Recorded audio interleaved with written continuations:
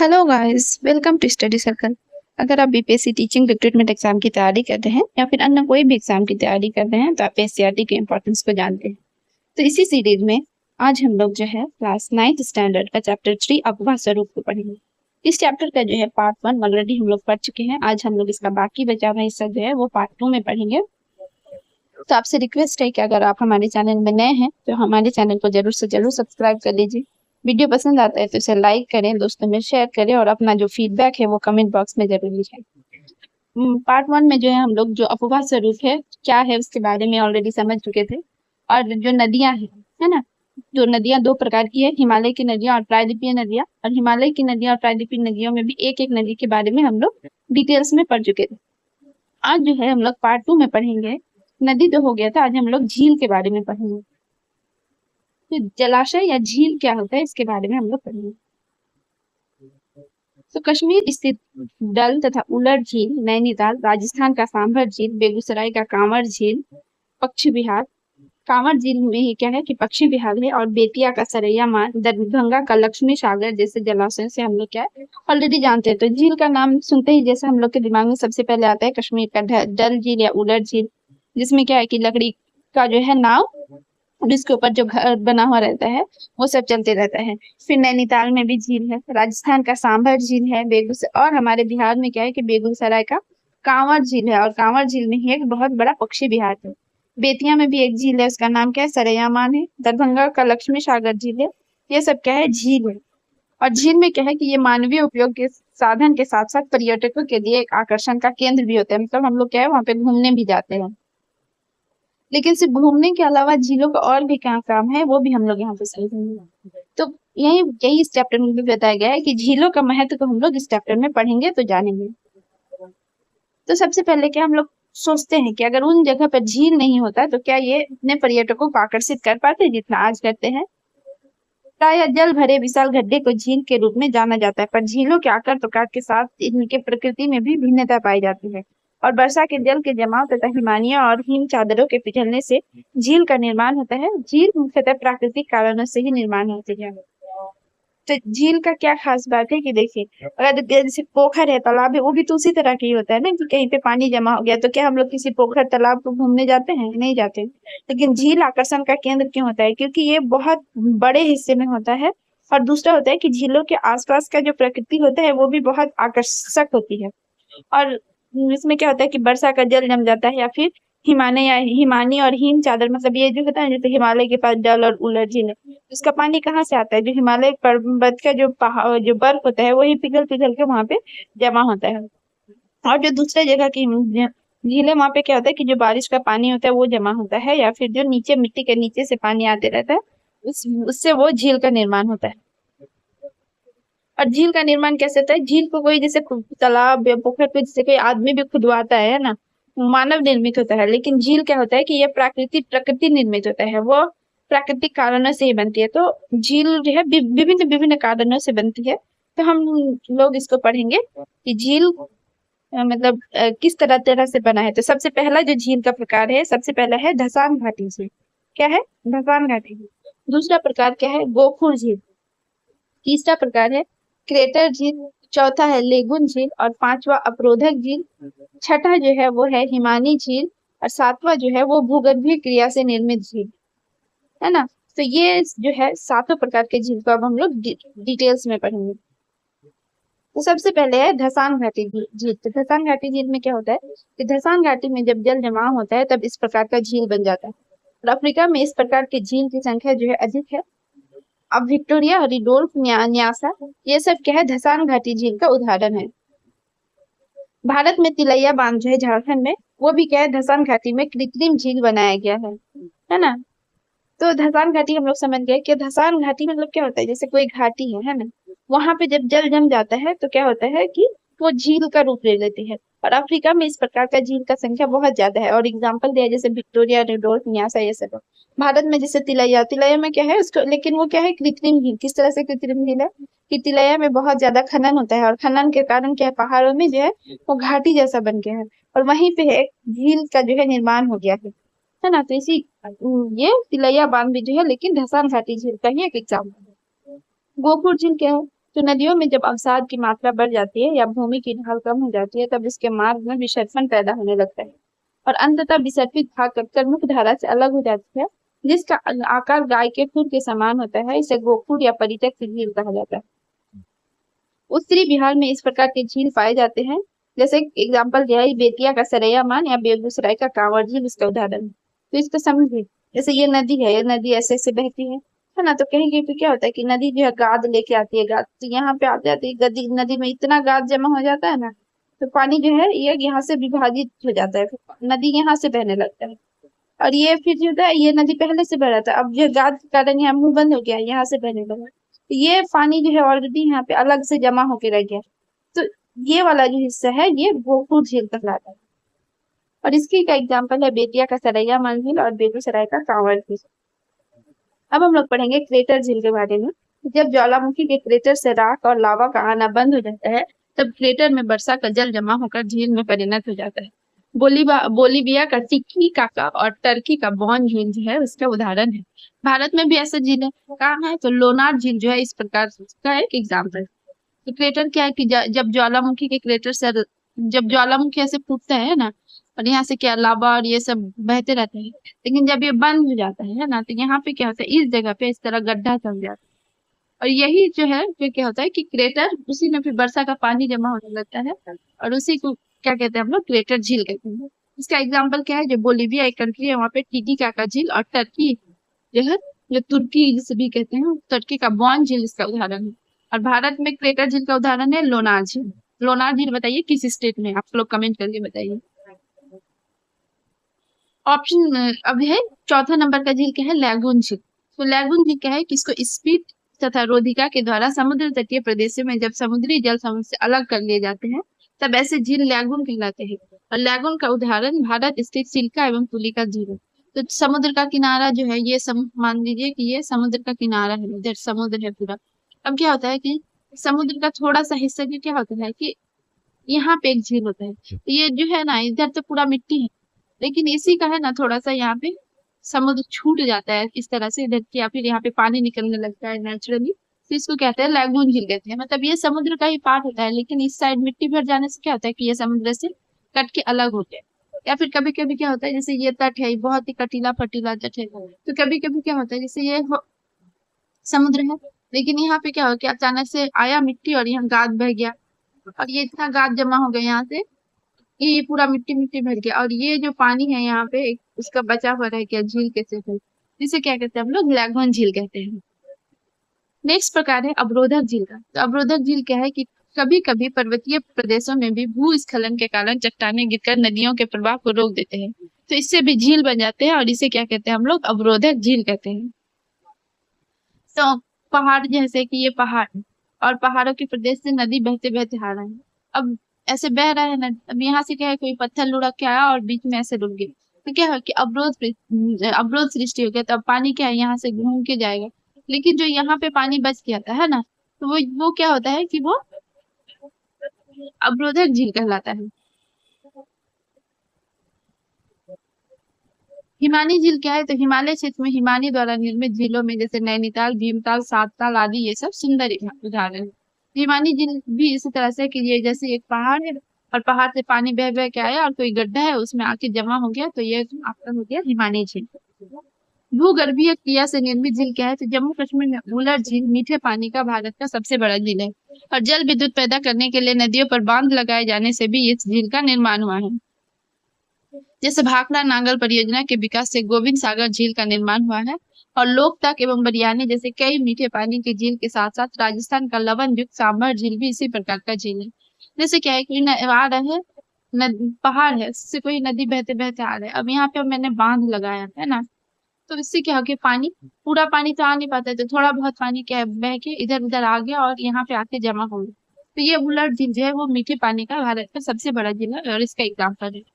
भाखड़ा नांगल परियोजना जब यहाँ बना था तो वो उसके क्या हो कि गोविंद सागर झील का भी इसी तरह से निर्माण हुआ।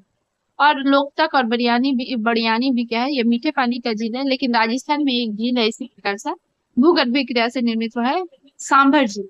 और सांभर झील क्या है, उसमें लवन युक्त झील, सांभर क्या होता है, नमकीन चीज होता है, जिससे हम लोग याद रखते हैं कि सांभर झील जो है वो लवण युक्त झील है। तो इस प्रकार ये देखा गया है कि मरुस्थलीय अथवा अर्ध शुष्क क्षेत्रों में झील जो होते हैं वो अक्सर खारे पानी के झील होते हैं, जबकि ठंडे प्रदेशों के तथा पर्वतीय प्रदेशों के झीलों का जो जल होता है वो मीठा होता है। झील मानव के लिए अत्यधिक उपयोगी होते हैं और ये नदियों के बहाव क्षेत्र को सुचारू बनाने में सहायक है। अत्यधिक वर्षा या बाढ़ दोनों स्थिति में झील जो होता है वो नदियों के बहाव को संतुलित रखती है और सूखे के दिनों में संचित जल की जो उपयोगिता है वो बढ़ जाता है। झील जल विद्युत उत्पादन में भी उपयोगी है और ये आसपास के जलवायुविक परिस्थितियों को भी सामान्य करती है। जलीय परितंत्र के सुदृढ़ीकरण के साथ साथ प्राकृतिक छटा को सुंदर, लुभावना और मनोरंजक बनाने में झील जो है मदद करता है। तो ये हम लोग समझ गए कि झील का निर्माण कैसे होता है और इसका क्या उपयोगिता है। अब हम लोग आगे पढ़ेंगे कि मानव सभ्यता की जीवन रेखा के रूप में नदियों का क्या रोल। सभ्यता की जननी के रूप में नदी घाटी क्षेत्र को प्राचीन काल से ही जाना जाता है। क्यों? क्योंकि सिंधु घाटी सभ्यता जो है, सिंधु घाटी में हड़प्पा, मोहनजोदड़ो और होंगो की घाटी में चीन तथा नील नदी की घाटी में मिस्र की सभ्यता का विकास नदियों के कारण ही हुआ। तो मनुष्य के इतिहास का जो सबसे पहला जो दर्ज किया जाता है उसको क्या कहते हैं, सभ्यताओं जो है विभिन्न विभिन्न सभ्यता को इतिहास से ही दर्ज किया जाता है। तो भारत में जैसे सिंधु घाटी सभ्यता है ना, ये क्या सिंधु घाटी सभ्यता जिसमें मुख्यतः क्या हड़प्पा और मोहनजोदड़ो की सभ्यता आती है। वही होंगो की घाटी में चीन की सभ्यता, नील नदी की घाटी में मिस्र की सभ्यता, और इन सब सभ्यताओं का विकास किस लिए हुआ? क्योंकि ये सारे जो प्रदेश या क्षेत्र थे ये सब कहाँ थे? नदियों के किनारे ही था और नदी के कारण ही इनका विकास भी संभव हो पाया। जीव के विकास वृक्ष से मानव शाखा के पृथक होने के उपरांत मानव समुदाय लगातार विकसित होता गया और मानव विकास की सुलभ परिस्थितियां सभी स्थलों पर समान रूप से सुलभ नहीं रही होगी। विभिन्न विद्वानों और शोधकर्ताओं ने भी क्या इस मत को स्वीकार किया है। कौन सा मत को स्वीकार किया है कि मानव विकास की सुलभ परिस्थितियां सभी स्थलों पर समान रूप से सुलभ नहीं रही होगी। तो प्रागैतिहासिक मानव संस्कृति का खोज का प्रथम श्रेय फ्रांस के बॉचर द परथेस को जाता है। किसको जाता है? बॉचर द परथेस को। और इन्हीं ने विभिन्न प्रमाणों के अध्ययन के पश्चात पेरिस की सीन नदी, पेरिस में कौन सी नदी है? सीन नदी है, को सभ्यता का उद्भव केंद्र बताया। तो प्रागैतिहासिक मानव संस्कृति की खोज का प्रथम श्रेय किसको जाता है? बॉचर द परथेस को जाता है। और उन्होंने बहुत स्टडी के बाद ये आकलन लगाया कि पेरिस का जो सीन नदी है और उसके किनारे जिस सभ्यता का विकास हुआ है उसी को सभ्यता का उद्भव केंद्र माना जाए। उसी प्रकार डॉक्टर मित्रा है, उन्होंने मानव उत्पत्ति का केंद्र जो है शिवालिक के दक्षिण हिमालय के पिघलने से निर्मित नदी घाटी को बताया। लेकिन बॉचर द परथेस के जस्ट क्या अलग जो मत है डॉक्टर मित्रा ने दिया है, उनके हिसाब से मानव उत्पत्ति का जो केंद्र है वो कहाँ है कि शिवालिक के दक्षिण हिमालय जब पिघला तो उससे निर्मित जो नदी घाटी बना उसी से क्या है मानव उत्पत्ति का केंद्र हुआ है। और मानव विकास के क्रम में लगभग सभी शोध प्रतिवेदन नदी घाटी क्षेत्र में मानव सभ्यता का उद्भव केंद्र मानने पर एकमत प्रतीत होते हैं। तो मानव की उत्पत्ति किस क्षेत्र में हुआ इसको लेकर क्या है कि जो स्कॉलर्स है उनमें क्या है मतभेद है, लेकिन एक बात पे कोई मतभेद नहीं है कि मानव का जो उत्पत्ति है या फिर मानव का जो विकास हुआ है वो किसी नदी के किनारे ही हुआ। इस पे सब लोग एक मत है। आगे हम लोग पढ़ेंगे कि आज जो है इलाहाबाद के समीप प्रयाग में गंगा यमुना सरस्वती का संगम श्रद्धालुओं के लिए धार्मिक आस्था का केंद्र बना हुआ है। बड़े बड़े नगरों और महानगरों का विकास भी क्या है नदी घाटी क्षेत्र में हुआ है। आज उद्योगों, कृषि कार्यों तथा परिवहन साधनों को विकसित करने में नदियों की जो है महत्वपूर्ण भूमिका है। यद्यपि नदी का जल जो है अत्यधिक दोहन एवं इन जल राशियों में कचरों का उत्सर्जन नदी को अत्यधिक प्रदूषित करता है और आज वैश्विक स्तर पर यह चिंतन का एक विषय है। तो यहाँ पर क्या समझाने का प्रयास हुआ है कि जो इलाहाबाद का क्षेत्र है जिसे हम लोग संगम क्षेत्र भी कहते हैं, तो वो संगम क्षेत्र के है श्रद्धालुओं का क्या है धार्मिक आस्था का केंद्र है। वही क्या है कि जो जितने भी बड़े बड़े नगर और महानगर है उनका विकास भी क्या है कि वो नदी घाटी क्षेत्र में हुआ है। और क्यों? क्योंकि जो इतना भी इंडस्ट्री है, कृषि कार्य है, परिवहन साधन है, ये सब क्या है कि नदी किसी ना किसी तरह से ये क्या है नदी पर डिपेंडेंट है और नदियों का जो है इनको विकसित करने में बहुत ही इंपॉर्टेंट रोल रहा है। लेकिन हम लोग क्या करते हैं इसके बदले नदी को क्या देते हैं? अत्यधिक प्रदूषण, क्योंकि उनका हम लोग अत्यधिक दोहन करते हैं और कचरा का उत्सर्जन क्या है नदी को में ही कर देते हैं और इससे नदी क्या है कि वो प्रदूषित हो रहा है। और ये क्या है एक ग्लोबल चिंता का विषय है, लेकिन इसको हम लोग फिर भी मतलब चिंता का विषय है लेकिन कोई इसके बारे में चिंता नहीं करते हैं। हम लोग सारा कचरा जो है वो नदी पे ही विसर्जित करते हैं। यहाँ पे एक बहुत ही अमेजिंग फैक्ट है ना, बहुत इंपॉर्टेंट है ये, कि पटना स्थित गांधी सेतु जो है भारत का सबसे लंबा 7 किलोमीटर लंबा जो है वो सड़क पुल है, जिसका निर्माण 1984 ईस्वी में हुआ था। अब शायद ये डेटा चेंज हो गया, अब शायद जो मुंबई में अटल सेतु बना है ना, वो उसका शायद हो जाएगा, ये डेटा पुराना है, उसको चेक करना होगा। उस तो अब हम लोग पढ़ेंगे प्रदूषण के बारे में। लेकिन ये अभी भी क्या है, ये पटना स्थित गांधी सेतु बिहार का जो है अभी भी मतलब सबसे लंबा पुल में तो आएगा ही आएगा। देश का सबसे लंबा पुल अभी क्या है उसको चेक करना होगा। तो चलिए नेक्स्ट जो है हम लोग प्रदूषण के बारे में पढ़ते हैं। तो बढ़ती आबादी के साथ साथ जल का अनुप्रयोग भी जो है तीव्र गति से बढ़ता गया है, और ये हमारे घरेलू कार्य से लेकर औद्योगिक कार्य तक के लिए अत्यधिक उपयोगी संसाधन है। आज जल संसाधन का उपयोग जो है आर्द्र कृषि के फसलों के लिए हो रहा है। तो बाढ़ के समय नदियां जो है वो विकराल रूप धारण कर लेती है, और इस समय वो धरातल पर के सभी कचरे, जिसमें क्या है अधिवास जनित कचरे हैं, औद्योगिक कचरे हैं और अन्य जो ठोस कचरे हैं, सभी को आत्मसात कर लेती है, जिससे जल की गुणवत्ता जो है वो बुरी तरीके से प्रभावित हुई है। कृषि कार्य में प्रयुक्त उर्वरक, कीटनाशक, पीड़कनाशी, वस्त्र धोने में प्रयुक्त साबुन, सोडा, अपमार्जक, ये सब तत्व जो है घुलकर जल को प्रदूषित करते हैं। इसी तरह मल जल प्रवाह, मवेशियों की सफाई जैसे मानवीय अनुक्रियाएं जल प्रदूषण को बढ़ावा देती है। तो यहाँ पे एक चित्र दिया हुआ है ना, 3.4 में देखते हैं। इसमें मानवीय अनुक्रियाओं से प्रदूषित होता नदी का जल के बारे में दिया हुआ है। चित्र इतना क्लियर नहीं है तो देखने से इतना फायदा नहीं है। तो क्या है कचरा किस तरह से नदी जल में फैला, ये हम लोग अलग से चित्र देखने का जरूरत नहीं है, ये हम लोग ऑलरेडी देखते हैं। आप अपने अगल बगल के किसी भी तालाब को देख लीजिए, कहीं पे भी अगर थोड़ा सा भी पानी जमा हुआ है तो हम लोग इसको इतना कचरा से भर देते हैं कि वो देखने लायक या फिर देखने लायक नहीं रहता है वो। और ये जो होता है प्रदूषण किस किस चीज से मुख्यतः फैलती है, जैसे क्या होता है कि कृषि कार्य में जो हम लोग उर्वरक यूज करते हैं, कीटनाशक, पीड़कनाशी, या फिर जो वस्त्र धोते हैं उसमें प्रयुक्त साबुन, सोडा, अपमार्जक, ये सब धोते क्या होता है जल में घुल जाता है। फिर मल जल का प्रवाह करते हैं, मवेशियों को सफाई करते हैं, ये सब मानवीय अनुक्रियाएं जो है जल प्रदूषण को बढ़ाती है। और इन सबसे भी ज्यादा जो प्रदूषण होता है वो होता है इंडस्ट्रियल कचरा, जो औद्योगिक कचरा है। और है ना, इंडस्ट्री से जितना भी कचरा निकलता है वो सब क्या उसी नदी में ही फेंक दिया जाता है। और भी जो ठोस कचरे होते हैं फैक्ट्री में से जो निकलते हैं वो भी क्या करता है कि नदी में ही फेंक दिया जाता है। तो गवर्नमेंट को चाहिए ये इसके लिए जो है कोई एक्शन लिया जाए, कोई प्लानिंग बनाया जाए कि प्रदूषण को किस तरह से कम किया जाए। वनों के अंधाधुंध कटाई से क्या है कि अब तो हम लोग क्या है कि मृदा अपरदन के बारे, अब जो है हम लोग पानी के जो है प्रदूषण के बारे में पढ़े, अब हम लोग मृदा में जो प्रदूषण हो रहा है उसके बारे में पढ़ेंगे कि वनों की जो अंधाधुंध कटाई से मृदा अपरदन की गति में भी क्या है तीव्र वृद्धि हुई, जिससे नदियों के प्रवाह मार्ग में तीव्र अवसादीकरण हुआ है। और इन ठोस अवसाद, कीचड़, रासायनिक कचरे के बढ़ जाने से जलीय जीवों का संकट बढ़ गया है, साथ ही बाढ़ का खतरा भी बढ़ गया है।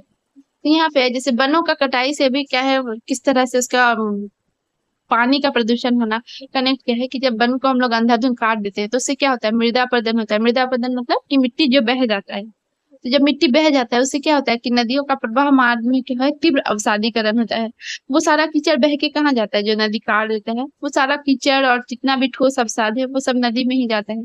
और उससे जाते क्या है कि कचरा जो जाता है उसमें, तो उससे क्या होता है कि प्रदूषण बढ़ जाता है। और जब प्रदूषण बढ़ जाता है तो उससे क्या होता है जो जलीय जीव जितने भी वाटर बॉडीज है उससे क्या है कि उसका संकट उसका जीवन जीने का जो है संकट बढ़ गया है।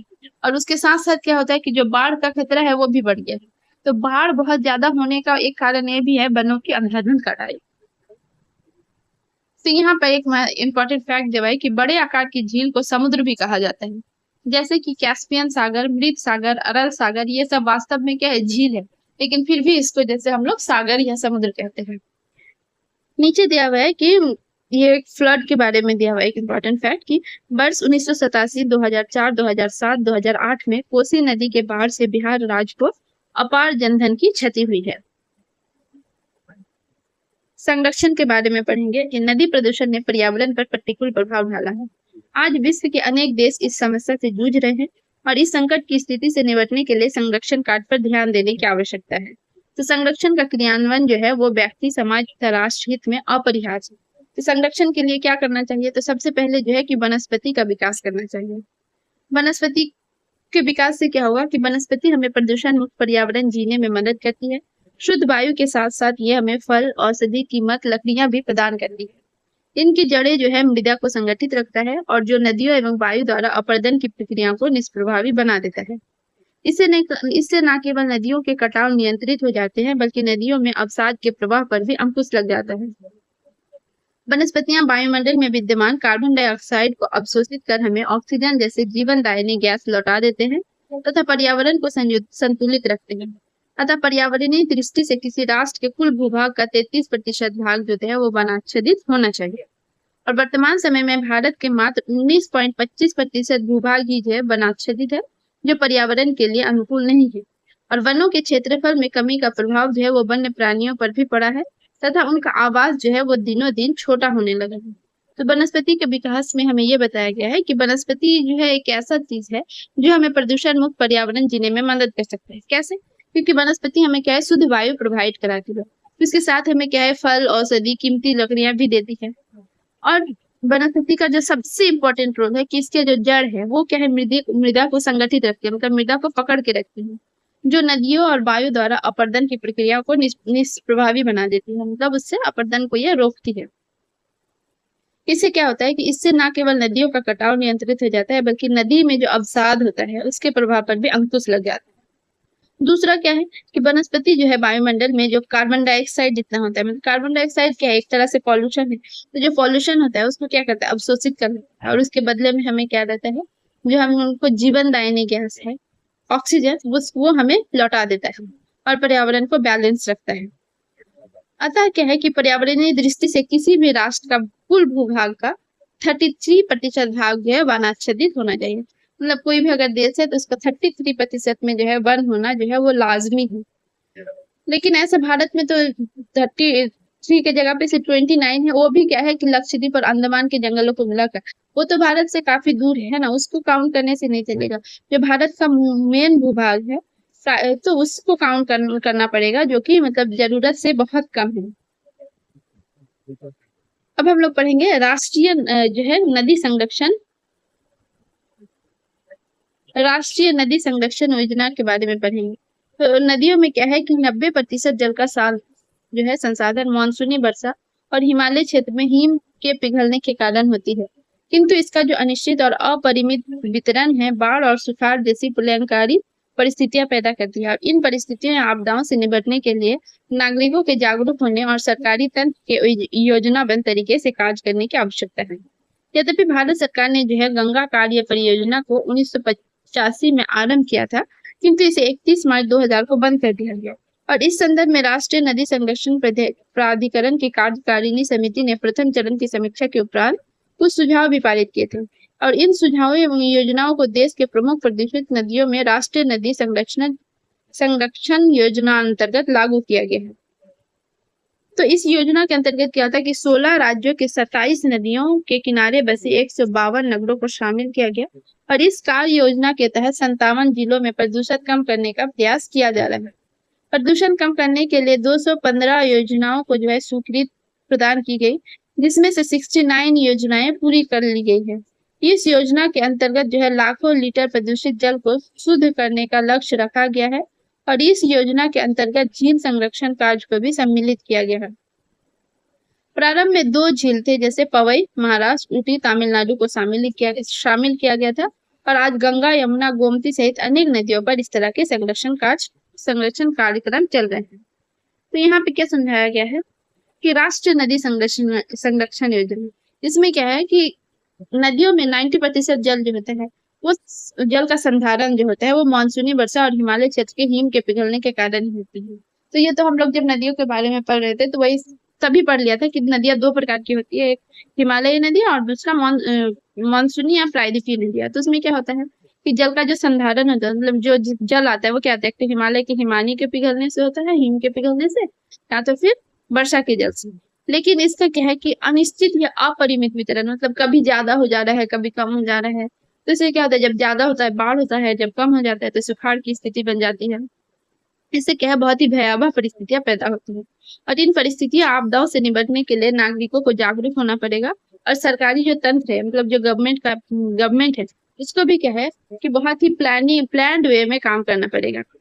तो इसी के लिए भारत सरकार ने गंगा कार्ड परियोजना 1985 में सबसे पहले शुरू की थी, लेकिन इसको फिर 31 मार्च 2000 को बंद भी कर दिया गया। तो इस संदर्भ में जो राष्ट्रीय नदी संरक्षण प्राधिकरण के कार्यकारी समिति थी, उन्होंने प्रथम चरण के समीक्षा में कुछ सुझाव पारित किए थे। तो उस सुझाव में क्या था कि ये सुझाव और योजना किनके लिए थे, मुख्यतः कि जो राष्ट्रीय नदी है देश के, मतलब जो देश की मुख्य नदी है, उनको किस तरह से पहले संरक्षित किया जाए, उनके लिए योजना बनाया गया।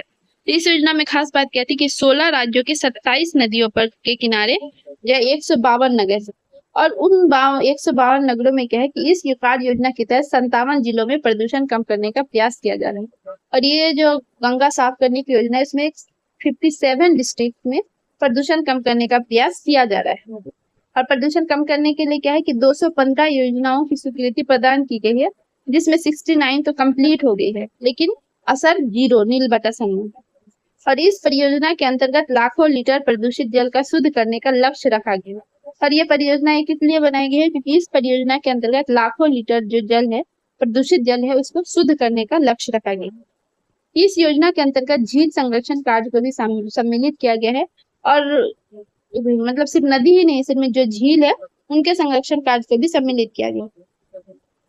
तो प्रारंभ में 2 झील जो थे, महाराष्ट्र में एक पवई झील है और एक तमिलनाडु में ऊटी झील है, उनको शामिल किया गया था। और आज जो है गंगा, यमुना, गोमती सहित अनेक नदियों पर भी इस तरह के संरक्षण कार्यक्रम चल रहे हैं। कृषि कार्यों में रसायनों, कीटनाशी, पीड़कनाशी, कवकनाशी का प्रयोग तीव्र गति से बढ़ रहा है। और ये रसायन जो है वर्षा जल के साथ या बाढ़ जल में घुलकर नदी के जल को प्रदूषित करते हैं। इसे मैदानी क्षेत्र या अन्य कृषि क्षेत्र में मेड़ लगाकर नियंत्रित किया जा सकता है। इससे ठोस अपशिष्टों को रोकने में मदद मिल सकती है। तो कृषि कार्य में क्या है कि आज हम लोग अत्यधिक जो है रसायन, जिसमें क्या है कीटनाशक, पीड़कनाश, कवकनाश है ना, मतलब क्या है पेस्टिसाइड और फंगिसाइड, ये सब जो यूज करते हैं, है ना, इंसेक्टिसाइड, ये सब क्या होता है कि जब वो कर तो लेते हैं, ठीक है, अच्छी बात है, लेकिन जब ये रसायन क्या होता है, बारिश होता है तो धुल के फिर क्या होता है, मिट्टी में चला जाता है। और मिट्टी के साथ क्या, जब उस क्षेत्र में बाढ़ आता है या फिर बारिश का बहुत ज्यादा जल होता है, उसके साथ बह के फिर क्या होता है कि नदी के जल में चला जाता है, और उससे क्या होता है, नदी प्रदूषित हो जाती है। तो इसको रोकने के लिए क्या गया है कि जो कृषि क्षेत्र है उसमें मेड़, ऊंचा ऊंचा मेड़ लगा दिया जाए, ताकि उसका पानी जो है ना डायरेक्ट नदी में ना जा पाए। तो इससे नियंत्रित किया जा सकता है। अब हम लोग पढ़ेंगे राष्ट्रीय जल संग्रहण केंद्र का निर्माण। तो जब हम लोग क्या जानते हैं कि नदियों में क्या है, जल का स्रोत वर्षा, हिमपात या हिमानी है। और जल का वितरण जो है समूचे प्रदेश में एक समान नहीं है, ये सब हम लोग ऑलरेडी पढ़ चुके हैं। इससे क्या है, सभी राज्यों की आवश्यकता पूर्ति नहीं हो पाती है। कैसे नहीं हो पाती है, जैसे जिस क्षेत्र में नदी बहती है उस क्षेत्र के लोगों को तो पानी मिलता है, लेकिन उसके साथ क्या क्या समस्या है कि कभी कभी जो नदियां होती है कि इसमें पानी बहुत कम होता है, तो उस क्षेत्र में क्या होता है कि सुखाड़ हो जाता है। और फिर कभी कभी होता है कि इसमें इतना पानी होता है कि उस पूरे क्षेत्र में क्या होता है कि बाढ़ आ जाता है। और सिर्फ उस क्षेत्र में नहीं, जो इसके आसपास का क्षेत्र है वो भी क्या है, उससे प्रभावित हो जाता है। तो वहीं क्या है कि पड़ोसी राज्य जो है वो आवश्यक जल पूर्ति से वंचित हो जाते हैं। कभी कभी क्या होता है कि नदी का पानी जो होता है एक्सेस बह के जा रहा है ना, जितना है उतना तो उसके आसपास के लोगों ने यूज कर लिया, लेकिन जो दूर के राज्य या दूर के क्षेत्र के लोग हैं वो क्या है सूखे से मर रहे हैं, लेकिन उनको पानी नहीं मिल रहा है।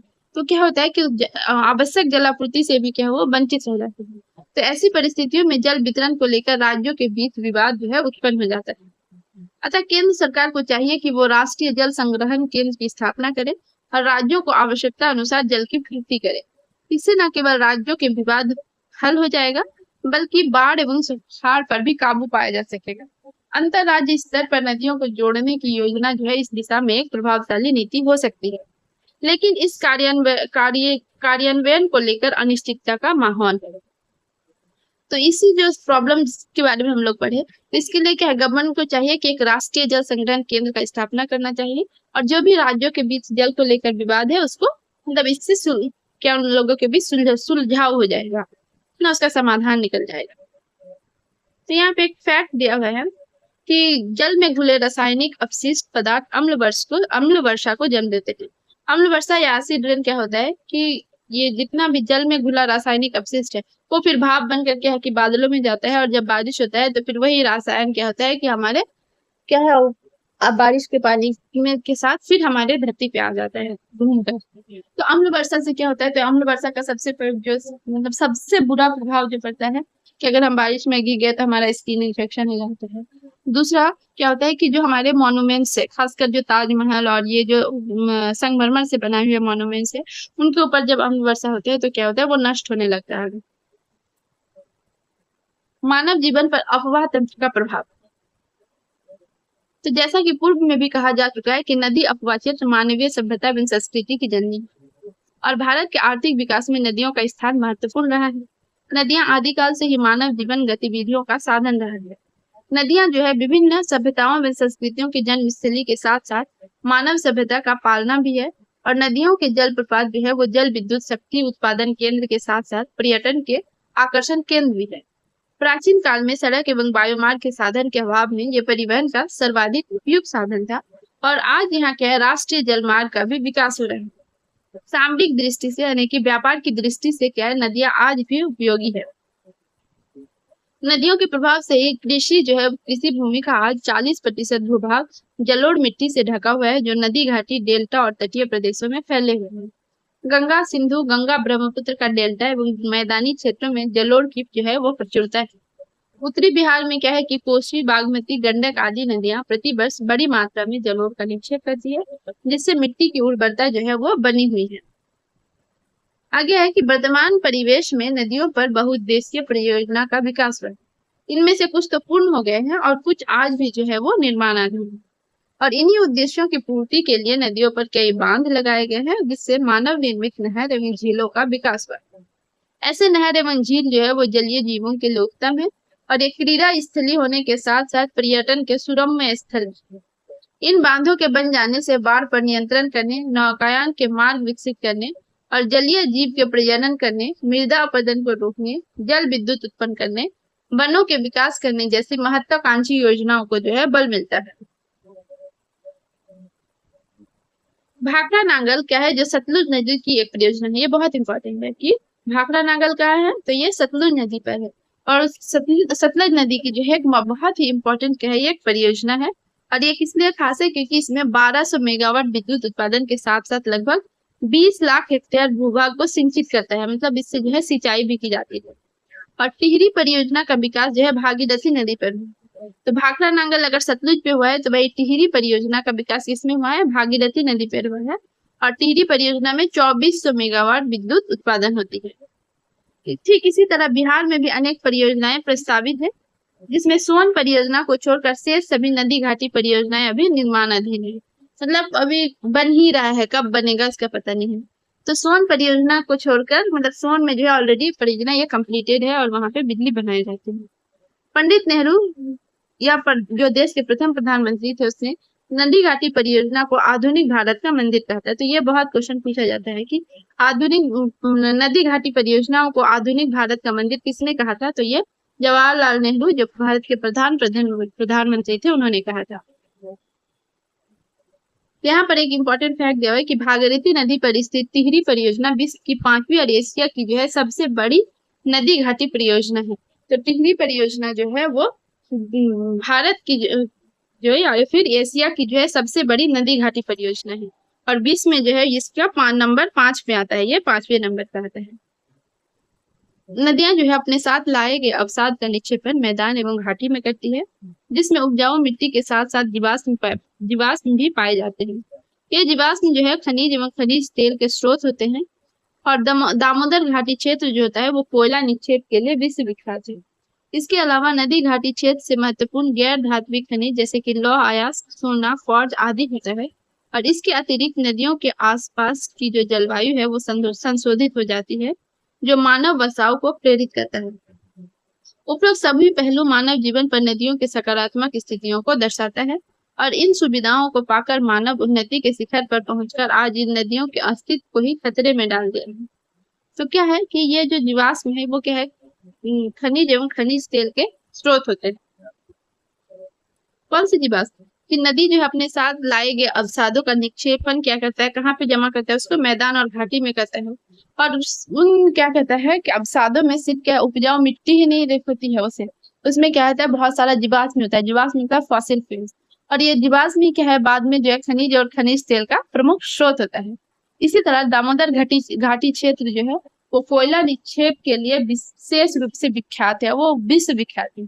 और इसके अलावा नदी घाटी क्षेत्र में क्या है जो बहुत सारे नॉन मेटल जो खनिज है, नॉन मेटल मिनरल्स है वो भी पाए जाते हैं, जैसे कि लौह अयस्क है, सोना है, क्वार्ट्ज है, ये सब है। और इसके अतिरिक्त नदी के आसपास की जो है जलवायु संशोधित हो जाती है, जो मानव बसाव को प्रेरित करती है। और उपरोक्त सभी पहलू मानव जीवन पर नदियों के सकारात्मक सुविधाओं को ही स्थिति को ही दर्शाता है। और इन सुविधाओं को पाकर मानव उन्नति ने जो है वो शिखर पर पहुंचकर आज इन नदियों के अस्तित्व को ही खतरे में डाल दिया। तो यहाँ पे एक फैक्ट दिया है कि भारत की सर्वाधिक प्रदूषित नदियों में सबसे पहले आता है साबरमती, माही, ये दोनों नदियां जो गुजरात में है, और यमुना जो दिल्ली में है। तो आधुनिक प्रगति के नदियों के अस्तित्व पर ही संकट आना जो है वो हमारे नकारात्मक पक्ष को दर्शाता है। और नदी एवं झील के जल का प्रदूषित होना अंततः मानव सभ्यता के विनाश का ही वातावरण बनाता है। तो मानव सभ्यता का विकास का अगर विनाश का अगर कोई एक महत्वपूर्ण कारण हो या पहला कारण हो, तो वो सबसे पहला कारण होगा नदी एवं झील के जल का प्रदूषित होना। ये जो चैप्टर है यहीं पे एंड हो रहा है। अब इसके जो है हम लोग एमसीक्यूज को सॉल्व करेंगे। तो सबसे पहला जो क्वेश्चन है वो है कि लक्ष्मी सागर झील किस राज्य में स्थित है। तो इसका जो राइट आंसर हो जाएगा बिहार। क्वेश्चन नंबर 2 है कि निम्नलिखित में से कौन सा जो है वो लवणीय झील है। तो हम लोग पढ़ चुके हैं कि राजस्थान का सांभर झील जो है वो लवणीय झील है। क्वेश्चन नंबर 3 है कि गंगा नदी पर जो है गांधी सेतु किस शहर के निकट अवस्थित है। इसका राइट आंसर हो जाएगा पटना। कौन सी नदी जो है भ्रंश घाटी से होकर बहती है। तो इसका राइट आंसर हो जाएगा तापी। क्वेश्चन नंबर 6 है कि कौन सी नदी जो है वो प्रायद्वीपीय भारत की सबसे लंबी नदी है। तो इसका जो राइट आंसर हो जाएगा गोदावरी। और क्वेश्चन नंबर 7 है कि सिंधु जल समझौता कब हुआ था। इसका जो राइट आंसर हो जाएगा 1960 में। सांगफू नदी जो है वो किस नदी का उपनाम है। तो इसका राइट आंसर हो जाएगा ब्रह्मपुत्र। और क्वेश्चन नंबर 9 है कि कितने से गर्म जल का जो है जलप्रपात कौन सा है। तो ब्रह्मकुंड जो है वो गर्म जल का जलप्रपात है। कोसी नदी का उद्गम स्थल कौन सा है। तो गोसाई धाम जो है इसका राइट आंसर। तो ये इस चैप्टर का जो एमसीक्यूज थे इसको हमने सॉल्व किया। अगर आपको ये पूरा वीडियो कैसा लगा ये हमें कमेंट करके बताइए। अगर वीडियो पसंद आया हो तो इसे लाइक भी कीजिएगा। हमें सपोर्ट करने के लिए चैनल को जरूर से जरूर सब्सक्राइब कर दीजिएगा। वीडियो देखने के लिए आपका बहुत बहुत धन्यवाद।